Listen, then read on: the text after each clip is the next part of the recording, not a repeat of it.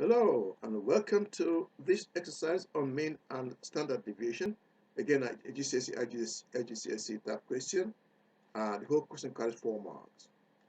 It says in our history GCSE examination, the following set of marks was obtained by 10 students, and the marks are 73, 70, 62, 67, 69, 69, 76, 55, 65, 61, and 82.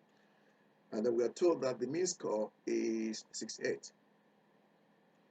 It then says calculate the standard deviation of these marks. Now this carries 2 marks. Okay, now to do that, all I need to do is to find the difference between the actual score and the mean score and then square the number. For instance, I'm going to do something like 73 minus 68, which is 5. 5 squared give me 5. 70 minus 68 give me 2. 2 squared give me 4. 62 minus 68 give me minus 6. Minus 6 squared is 36, and so on. So we end up with numbers 25, 4, 4, 36, 1, 164, 169 plus 9 plus 49 plus 96. And if you add all those, you get 554. Now, the standard deviation is going to be the square root of 554 divided by 10, and you get a figure of 7.44 to 3SF. So that will be your standard deviation. For that, you get 2 marks. Okay, and then it says all 10 papers were now remarked, and each student gained 3 marks. And it says for this set of new marks, writes down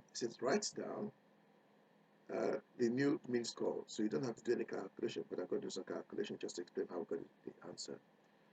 Right, now for this one, if you think about it, the total marks for the first set of marks before remarking 680, and now we've got an extra 30. So if we add 680 to 30, you get 710.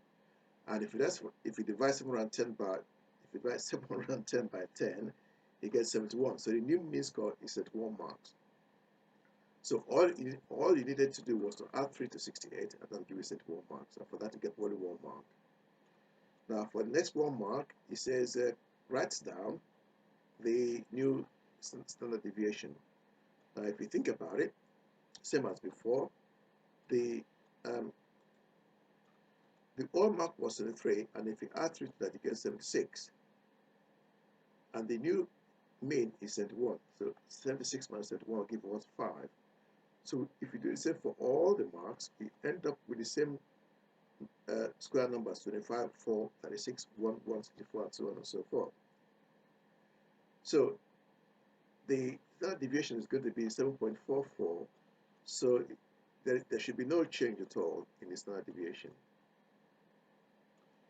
Now, I hope all that made some sense, and please subscribe. Thank you for watching. Bye bye now.